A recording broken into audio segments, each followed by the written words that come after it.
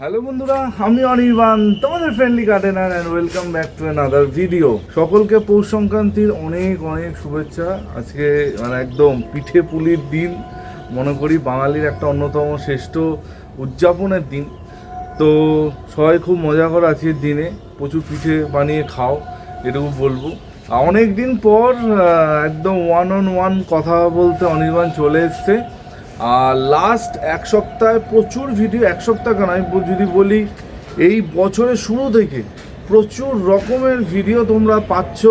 এর মধ্যে হয়ে গেছে আমাদের ওয়ার্কশপ নিয়ে কোনো একদিন ডিটেলে আলোচনা করব। সেখানে শুধু আমি একা বকলে ঠিক ব্যাপারটা ঠিক হবে না, আরও কিছু মানুষজন থাকবে, তাদের নিয়ে একসাথে ওয়ার্কশপ নিয়ে কনক্লুশন কি হলো সেই নিয়ে আলোচনা হবে ডেফিনেটলি। কিন্তু ওয়ার্কশপ হাইলি সাকসেসফুল হয়েছে, আমরা সবাই স্যাটিসফাই। ওয়ার্কশপ নিয়ে খুব ভালো লেগেছে, যারা যারা এসছে তারা তাদের খুবই ভালো লেগেছে।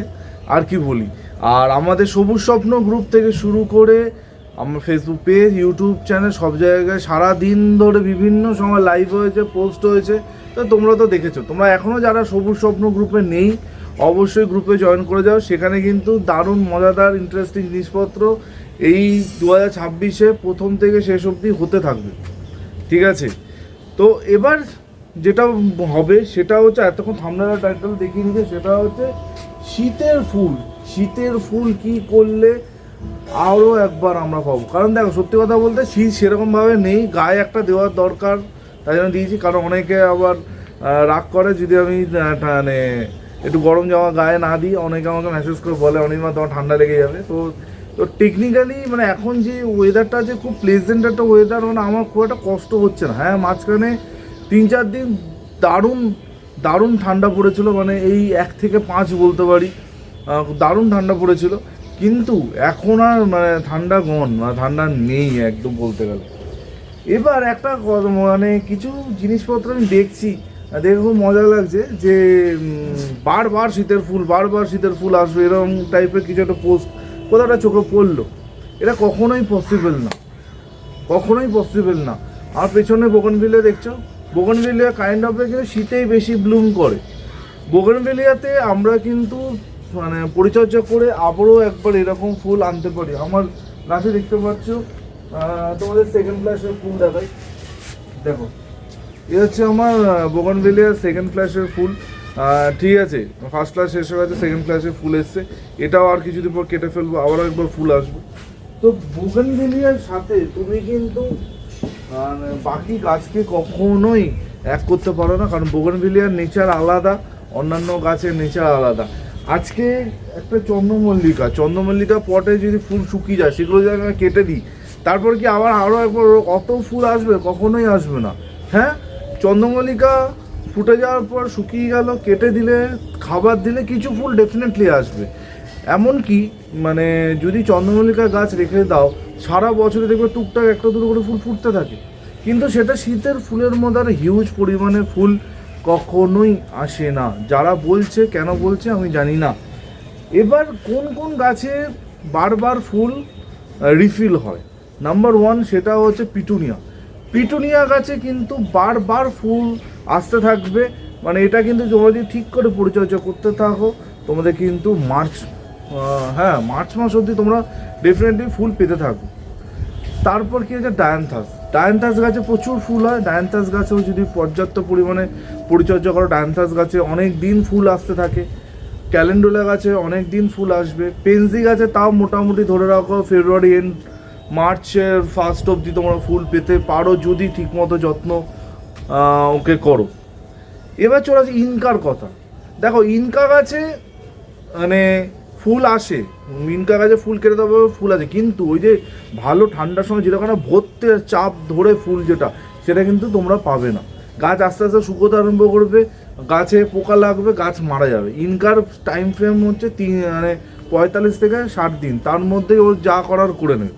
কিন্তু ইনকার সাথে তুমি যখন দেশি গাঁদা তুলনা করো, যদি ভাবো যে অনির্বাণ দেশি গাঁদাতেও কি এক না, দেশি গাঁদার কিন্তু ব্যাপার আছে। দেশি গাঁদাতে তোমার ফুল হয়ে গেল, ফুল কেটে দিলে, খাবার দিলে, আবার ফুল আসবে, বুঝে গেছে? ইনকাতে কিন্তু সেটা হবে না। ইনকাতে গাছ যদি একবার শুকোতে আরম্ভ করে গাছ শেষ হয়ে যাবে, গাছে আর কিছু কিন্তু মানে অবশিষ্ট থাকবে। তো এইটা একটু বুঝতে হবে যে কোন গাছে ফুল রিফিল হবে, কোন গাছে হবে না। যেমন একটা গাছ বলছি ডালিয়া, ডালিয়া গাছে ফুল ফুটলো, ফুল কেটে দিলে, খাবার দিলে আবার কিন্তু ডালিয়া গাছে ফুল আসবে। কিন্তু কখনোই ভেবো না যে প্রচুর বড় বড় ডালিয়া হবে। ডালিয়া গাছে শীতকালে যেই সাইজের ডালিয়া হয় সেই সাইজের ডালিয়া মানে শীত চলে যাচ্ছে তখন কিন্তু ওর হবে না। হ্যাঁ, ডেফিনেটলি ফুল আসবে, ফুল তোমরা পাবে, কিন্তু সেই লেভেলে ফুল কিন্তু হবে না। ডালিয়া যে ছোটো ভ্যারাইটি আছে, যেগুলো পম্পম ভ্যারাইটি, সেগুলো ধরো বেশ কিছু ফুটতে পারে, বেশ কিছু আসতে পারে, কিন্তু ওই যে শীতের সময় যেই ব্যাপারটা, সেই ব্যাপারটা কিন্তু তোমরা পাবে না। তো মানে কিছু মানে কথাবার্তা শুনে তোমরা ডাইভার্ট হচ্ছ, আমাকে মেসেজ করছো, আমাকে জিজ্ঞেস করছো, সেই জন্য কিন্তু আজকে কথাগুলো বললাম। একটা গাছের সাথে আরেকটা গাছ কখনো কম্পেয়ার করতে হবে। তুমি একটা বোগনভিলিয়া গাছের পরিচর্যার সাথে একটা গোলাপের তুলনা করতে পারো না, একটা গোলাপের সাথে একটা চন্দ্রমল্লিকা মানে কম্পেয়ার করতে পারো না। সবগুলো কিন্তু আলাদা ক্যাটাগরির গাছ, কিন্তু ফুল ফোটে সেই শীতকালে। কিন্তু শীতকালে ফুটছে মানে বোগনভিলিয়া গাছে বারবার এত এত ফুল আসছে মানে তোমার চন্দ্রমল্লিকা গাছেও এত এত ফুল আসবে, এটা কিন্তু কখনোই হবে না। ঠিক আছে, সব গাছে আলাদা আলাদা ক্যারেক্টারিস্টিক আছে। কিন্তু গাছগুলোকে বাঁচিয়ে রাখার জন্য চন্দ্রমল্লিকা গাছ ধরো তোমার ইচ্ছা আছে তুমি নেক্সট ইয়ার এই চন্দ্রমল্লিকা গাছ থেকে কাটিং করে আবার চারা তৈরি করবে, তো সেই জন্য তোমাদের গাছগুলোকে বাঁচিয়ে রাখতে হবে। তার জন্য কি করতে হবে না, গাছে যেমন ফুল শুকিয়ে গেছে তখন ফুলগুলো কেটে ফেলবো, কেটে গাছগুলোকে একটু সেমি শেডে রাখার চেষ্টা করবে, রেগুলার ওয়াটারিং করবে, গাছ বেঁচে থাকবে। এবার এই তো গেলে এইসব গাছের কথা। এবার যেই গাছগুলোতে কন্টিনিউয়াসলি তোমাদের গরম অবধি ফুল দেবে, যেই নামগুলো আমি তোমাদের বললাম, পিটুনিয়া, পেনজি, ক্যালেন্ডুলা, ডালিয়া গাছেও মোটামুটি টুকটাক ফুল হতে থাকে। ঠিক আছে, এই ধরনের গাছ, ঠিক আছে, একদম কমন গাছগুলোর নাম আমি বললাম। এছাড়া তো ইমপ্রেশন আছে, অ্যাস্টার আছে, অনেক গাছ কিন্তু আছে, স্যালভিয়া আছে, এগুলো আছে। তো তার জন্য তোমাদের কী করতে হবে, যখনই ফুল হয়ে যাচ্ছে ফুলটা আমরা কেটে ফেলবো, যেটা সবসময় আমি তোমাদের বলি। আর পিটুনিয়া গাছে তো রেগুলার ফুল কাটতে হবে যদি তোমাদের বেশি দিন ধরে কিন্তু ফুল নিতে হয়। পিটুনিয়া গাছ মানে ফুল যদি রেখে দিয়েছো, ওইটা যদি শুকিয়ে গিয়ে বীজ তৈরি হয়েছে তাহলে গাছ শেষ, গাছে আর ফুল আসবে না, গাছ তোমার গল্প হয়ে গেছে, গাছ শেষ। কিন্তু তোমরা যদি time to time petunia pinching করতে থাকো, ও কিন্তু অনেক দিন লাস্টিং করবে, অনেক দিন অবধি কিন্তু ফুল দেবে। তবে পিটুনিয়া গাছ বা বাকি যেই সব গাছগুলোতে বেশি দিন অবধি ফুল নেওয়ার জন্য তোমাদের কী করতে হয়, ফুলগুলো কেটে ফেললাম, কেটে ফেলার পর দিতে হবে তরল সার। কোন তরল সার আমি অলরেডি বহুবার তোমাদের দেখিয়েছি, সেই আমার সর্ষের খোল, তার সাথে ভাতের ফ্যান, তার সাথে অল্প ডিএপি। কিন্তু এবার আমরা ডিএপিটা স্কিপ করব, ডিএপি দেওয়ার আর দরকার নেই, ডিএপির কাজ ডিএপি করে দিয়েছে, গাছ তোমার বড় হয়ে গেছে, তো আর আমরা ডিএপিটা দেবো না। আমরা শুধু সর্ষের খোল বা বাদাম খোল, কেউ যদি চাও বাদাম খোলও দিতে পারো, তার সাথে ভাতের মাড় পচিয়ে আমরা সেই জলটা 1:10 বা 1:8 রেশিওতে ডাইলুট করে আমরা গাছগুলোতে দেবো প্রতি সপ্তাহে একদিন করে। দেখো আগে তোমাদের বলতাম 10 দিন 12 দিন অন্তর খাবার দাও, কিন্তু গাছগুলো এখন ম্যাচিওর হয়ে গেছে। গাছ যেহেতু ম্যাচিওর হয়ে গেছে, তো তোমাদের কিন্তু আর ওই ঝামেলাটা হবে না যে ছোট গাছে খাবার দিয়ে দেবো গাছ নিতে পারবে, ওটা কিন্তু হবে না। প্রতি সপ্তাহে খাবারটা দাও, ডেফিনেটলি তোমাদের ফুল কিন্তু চলতেই থাকবে, থামবে না। দেখো অনেকে অনেক কিছু প্রচার করে, অনেকে অনেক কিছু বলে, সব কথায় তুমি যদি ভেসে যাও তাহলে কিন্তু ভেসেই যাবে, তাহলে কিন্তু হবে না। আমি যদি এখন তোমাদের বলি যে চন্দ্রমল্লিকার গাছে ফুলে গাছে একটা ইউরিয়া 1 চামচ করে গাছে দিয়ে দাও, ফুল তো হবে না, গাছটাই ওপরে যাবে। ঠিক আছে, তো এইরকম জিনিসপত্র চাইলে পোস্ট করা যায়, প্রচুর মানুষজন তাতে আকৃষ্ট হয়, প্রচুর মানুষজন সেগুলো দেখে। ঠিক আছে, সেইটা আমার কখনোই উদ্দেশ্য হয় না বা উদ্দেশ্য থাকে না যে এই ধরনের কন্টেন্ট তৈরি করব। আমি সবসময় চাই সঠিকটা তোমাদের কাছে আসুক, সঠিকটা তোমরা জানো, আর ভুল ধারণা বা ভুল ভাবনা নিয়ে থেকো না যে এইটা হবে ওটা হবে, এটা কিন্তু হবে না। শীত আস্তে আস্তে যাচ্ছে, শীতে মানে যাওয়ার ঘন্টা প্রায় বেজে গেছে, আর খুব একটা সেই লেভেলের ঠান্ডা মানে 10 ডিগ্রি নিচে 9 ডিগ্রি 8 ডিগ্রি, আমাদের এখানে 8 ডিগ্রি পর্যন্ত টেম্পারেচার নেমে গেছিলো। তো সেই রকম টেম্পারেচার কিন্তু আর হবে না, এর আস্তে আস্তে ওপরের দিকে যাবে, যত ফেব্রুয়ারির এন্ডের দিকে আমরা পৌঁছাবো। তো বুঝতে পেরেছো জিনিসটা, মাথায় নিয়ে নিয়েছো।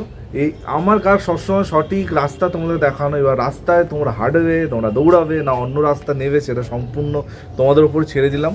তো এই ছিল আজকে টোটাল কনক্লুশন ভিডিও। আমার প্রচুর বন্ধুদের মধ্যে একটা কনফিউশন হচ্ছিল এই শীতের ফুল আনা নিয়ে, কারণ তারা বিভ্রান্ত হচ্ছে। তো সেই বিভ্রান্তটা কাটানোর জন্য আজকে এই ভিডিওটা করলাম।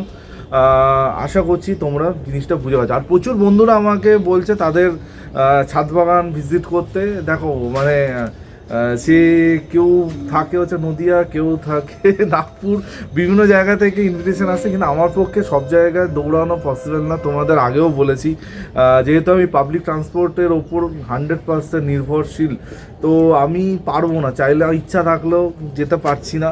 মালদা থেকে প্রচুর বন্ধুরা, মুর্শিদাবাদ থেকে প্রচুর বন্ধুরা বলছে অনির্বাণ আসো, কিন্তু মানে আমি পারছি না, সরি। কিন্তু চেষ্টা করছি যতটা সম্ভব তোমাদের ছাদ বাগানে পৌঁছে গিয়ে তোমাদের সাথে আড্ডার সাথে সাথে তোমাদের অসাধারণ বাগান তুলে ধরতে।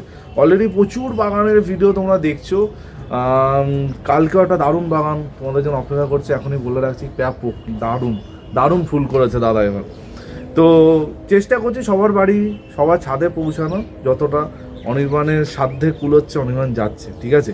কিন্তু তোমরা যেটা করতে পারবে সেটা হচ্ছে আমাদের সবুজ স্বপ্ন গ্রুপে অবশ্যই যুক্ত হয়ে যাও। ডেসক্রিপশন বক্সে লিঙ্ক দিয়ে রাখছি। আর ফেসবুকে গিয়ে সবুজ স্বপ্ন লিখে সার্চ করলে আশা করছি আমাদের গ্রুপই দেখতে পারবে। আমাদের পরিবারকে আরও শক্ত করো, আমাদের পরিবার আরও বড় করো। ডেফিনেটলি 2026-এ অনেক প্ল্যান আছে কিন্তু আমাদের এই সবুজ গ্রুপটাকে নিয়ে, ঠিক আছে। তো এই বলে আজকে ভিডিওটা এখানেই এন্ড করছি। তোমাদের যদি কিছু জানার থাকে, কোনো প্রশ্ন থাকে, অবশ্যই কমেন্ট সেকশনে কমেন্ট করো। ডেফিনেটলি তোমাদের কমেন্ট উত্তর দেবো। আর আমার ফোন নাম্বার তো আশা করছি সবার কাছেই আছে, না থাকলে চেয়ে নিও, আমি দিয়ে দেবো।